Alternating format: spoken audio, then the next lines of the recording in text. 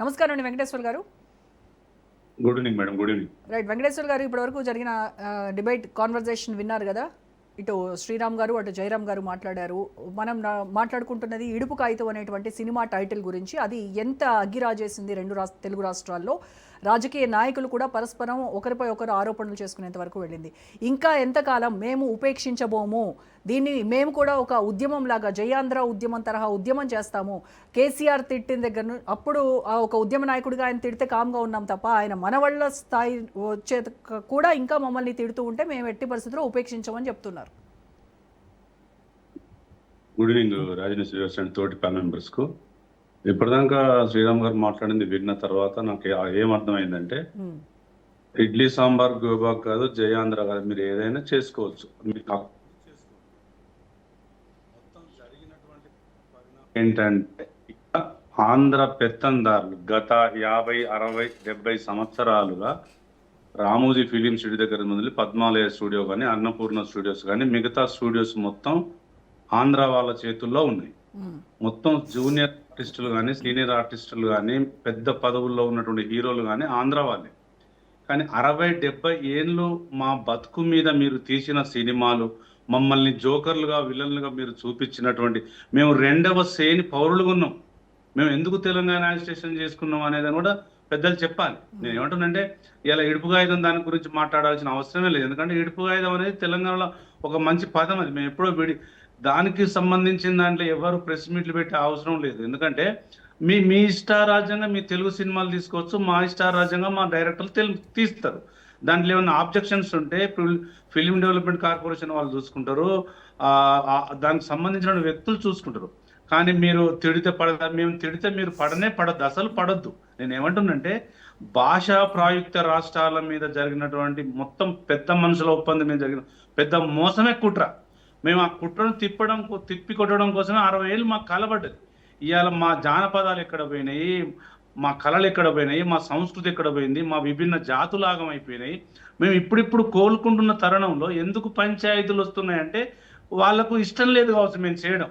మీరు జయాంధ్ర ఉద్యమం చేయండి, ఇడ్లీ సాంబార్ గో బ్యాక్ చేయండి, మీరు ఏదైనా చేయొచ్చు.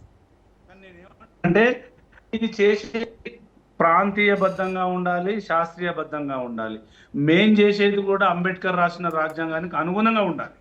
అవి ఎవరైనా చేస్తే ప్రజలు అక్కడ వాళ్ళని ఇక్కడ వాళ్ళని విసురు. కానీ మేము అసలు ఒక్కొక్క మాటలు సినిమాలలో పెట్టిన డైలాగులు, ఊరి యాదగిరి, మేము చేసేది గుండాగిరి, మేము ఉండేది భువనగిరి, ఇట్లా ఎన్ని సినిమాలు తీసి మమ్మల్ని హింస పెట్టిరు అనేది ప్రజలు గ్రహించి ఇవాళ ఒక రాష్ట్రం తెచ్చుకున్న తర్వాత ఆ రాష్ట్రం పరిపాలిస్తున్నది. దాని మీద కూడా మేము ఇప్పుడు ఇడుపు కాగితం పెట్టుకుంటాం, తెలంగాణ పెట్టుకుంటాం, బలగం పెట్టుకుంటాం, ఏదో పెట్టుకుంటాం.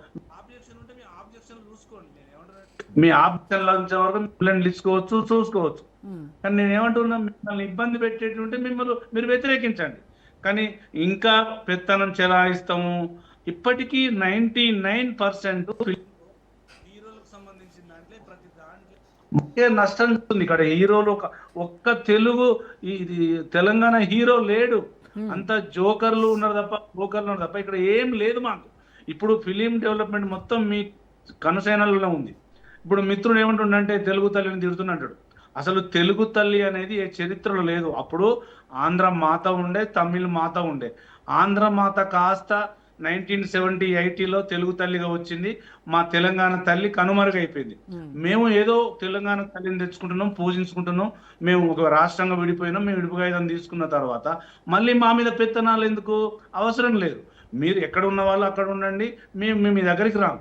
కానీ పదే మీ జాగిరా ఇప్పుడు క్షుణ్ణంగా పరిశీలిస్తే తెలంగాణ వాళ్ళు మిత్రులు ఏమంటున్నారంటే, ప్రెస్ మీట్లు పెట్టి తిడుతున్నారు అంటున్నారు. తిట్టడానికి గల కారణాలు కూడా వెతకాలి. నేను ఏమంటున్నానంటే, పవన్ కళ్యాణ్ తెలంగాణలో ఎంటర్ అవ్వాలి అని అంటే అసలు మీరు పర్మిషన్ ఇచ్చుడేంది? మీరు రౌండ్ టేబుల్ కాన్ఫరెన్స్ పెట్టుకొని మీరు మాట్లాడుకొని మీరు అసలు పర్మిషన్ ఇవ్వడం ఏంటి అనేది ఆయన క్వశ్చన్. నేను ఏమంటున్నానంటే, మిత్రునికి తెలియనట్టుంది. తెలంగాణ వాళ్ళు ఎవరు పర్మిషన్ ఇవ్వని అవసరం లేదు. ఆయన మీటింగ్ పెట్టుకుంటే కాంగ్రెస్ గవర్నమెంట్, రేవంత్ రెడ్డి గారి గవర్నమెంటే రిఫ్యూజ్ చేసింది.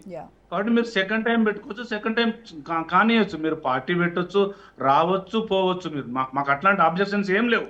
కానీ ఇక్కడ తెలంగాణ యాసకు సంబంధించిన సంస్కృతి మీద మీరు దాడి చేస్తే మేము వ్యతిరేకిస్తాం. ఒకవేళ మిమ్మల్ని ఇబ్బంది పెట్టినట్టయితే గవర్నమెంట్ చూసుకోవాలి. ఇప్పుడు పవన్ కళ్యాణ్ గారు ఎప్పుడైనా రావచ్చు, అది గవర్నమెంట్ పర్మిషన్ తో మీటింగ్ పెట్టుకోవచ్చు. అది ఎవరు ప్రజలు ముందుకొచ్చి చేసింది ఏం లేదు. అక్కడ పవన్ కళ్యాణ్ గారు చేసిన దాంట్లోనే తప్పు ఉంది.